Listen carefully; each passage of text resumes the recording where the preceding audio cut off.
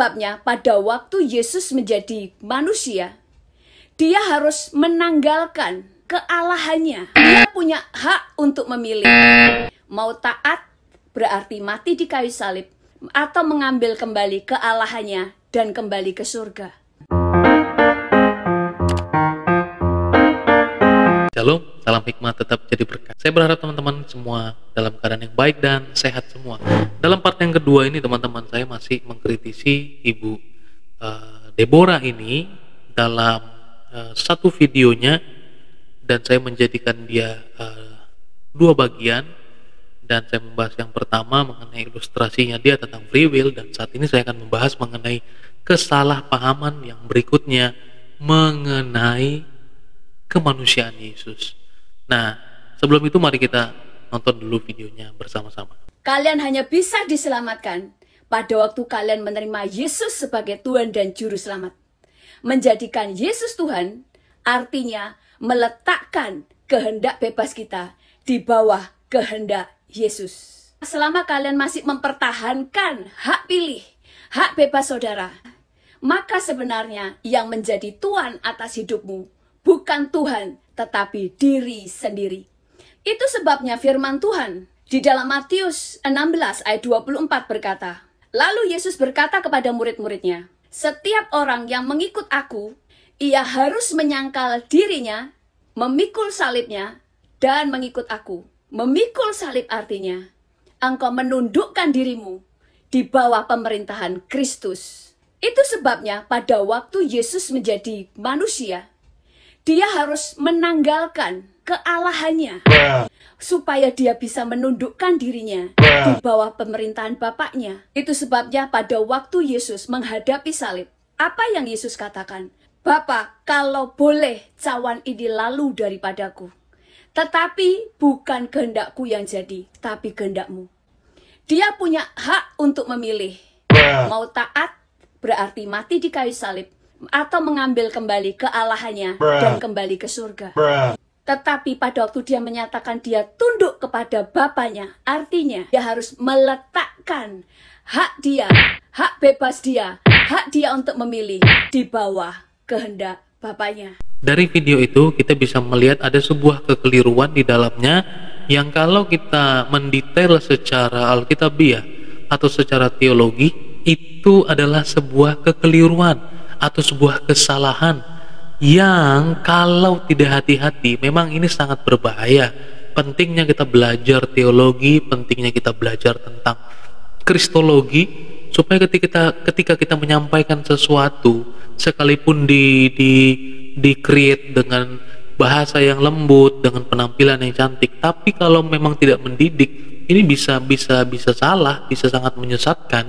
Maka ada beberapa hal yang saya catat di sini yang perlu kita perhatikan bersama-sama mengenai ungkapan ini. Yang pertama adalah menanggalkan kealahannya. Mungkin yang perlu dipahami oleh Ibu Deborah ini, apa sih kealahan itu? Kalau dia katakan bahwa meninggalkan kealahannya atau melepaskan kealahannya, maksudnya apa? Kealahan di sini dalam konteks status, kuasa, atau apa?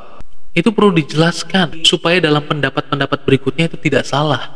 Nah, saya mendapatkan di sini bahwa ada kata-kata menanggalkan kealahannya. Jadi Yesus itu waktu dia datang ke dalam dunia, dia menanggalkan kealahannya. Serius.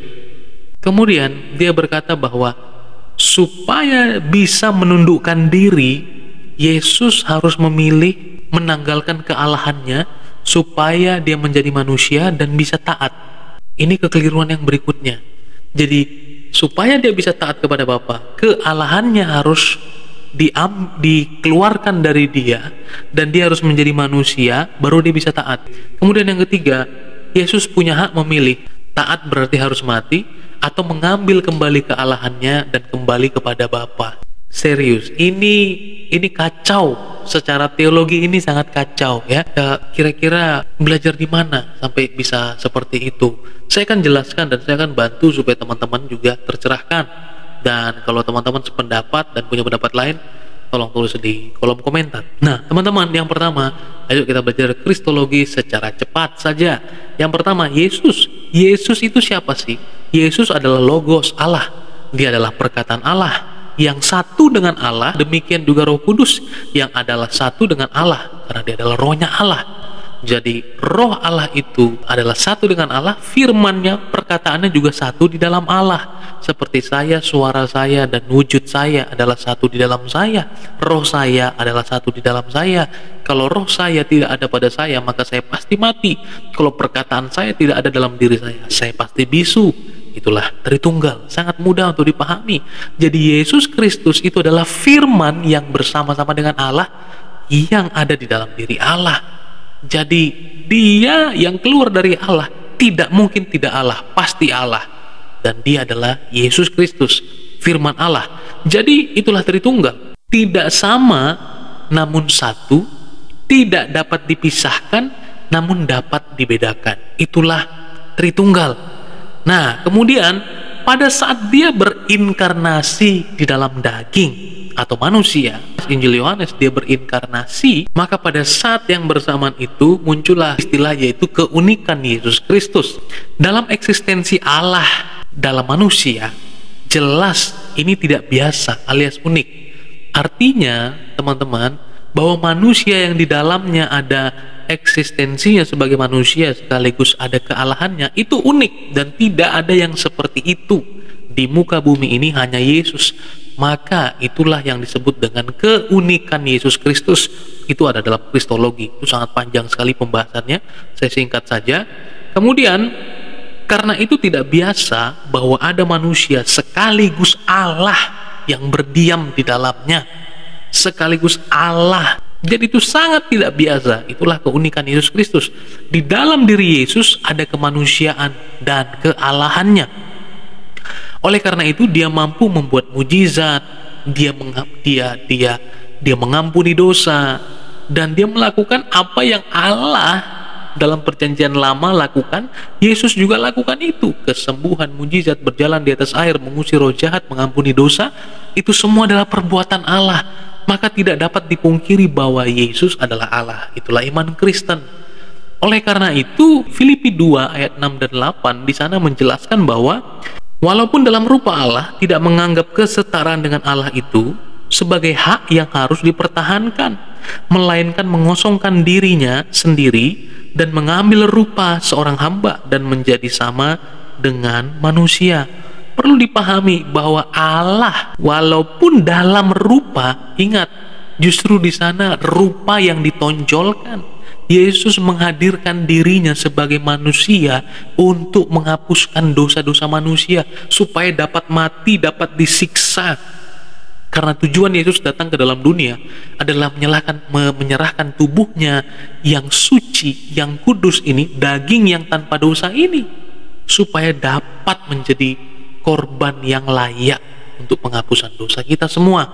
Nah, oleh karena itu Yesus dalam rupa manusia, dalam insaninya manusia, keadaan wujudnya itu manusia, tetapi secara eksistensi dia adalah Allah. Dia tetap Allah, namun dia mengosongkan dirinya menjadi terbatas.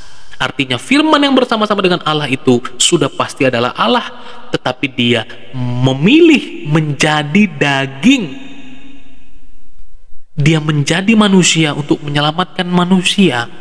Itu adalah hal yang sederhana sekali untuk dipahami.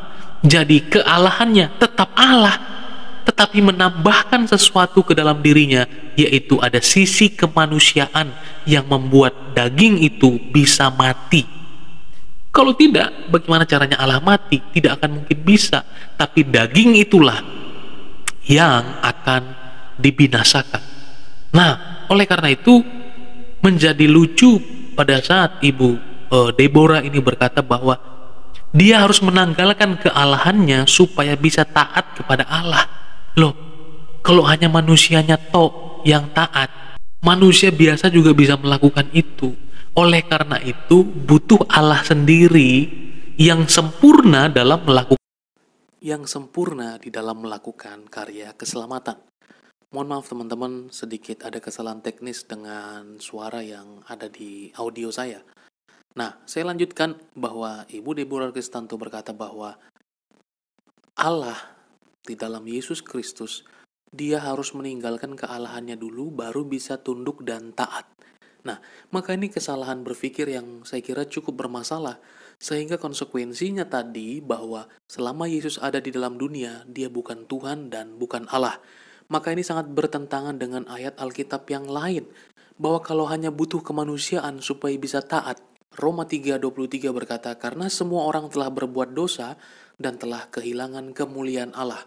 Jadi di sini dikatakan Alkitab secara gamblang berkata tidak ada manusia yang berkenan kepada Allah.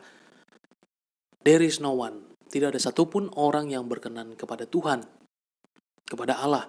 Nah, oleh karena itu kalau Yesus datang hanya tok sebagai manusia, maka ini sudah bertentangan dengan Roma 3:23. Karena tidak ada satupun manusia yang berkenan kepada Allah.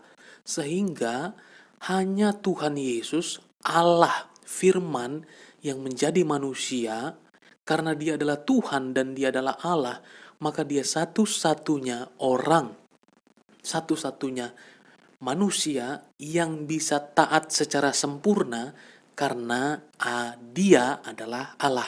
Maka kalau hanya kemanusiaannya saja, sama seperti saya dan teman-teman. Tetapi karena dia Tuhan, dia Allah, dan dia mengosongkan dirinya, dan dia menjadi manusia, disitulah karya penebusan Allah bisa berlaku. Karena kalau bukan Tuhan sendiri yang menjadi manusia, maka tidak ada gunanya kematian Tuhan Yesus Kristus. Oleh karena itu kita belajar dalam kitab suci bahwa Kolose 2 ayat 9 berkata, sebab dalam dialah berdiam secara jasmaniah seluruh kepenuhan kealahan. Maka dia pantas, dia layak untuk menjadi korban penghapus dosa. Dan inisiatif itu adalah inisiatif Allah, bukan terpisah-pisah. Sehingga aku ambil keputusan untuk tidak, dia mengambil keputusan untuk iya. Tidak bisa demikian.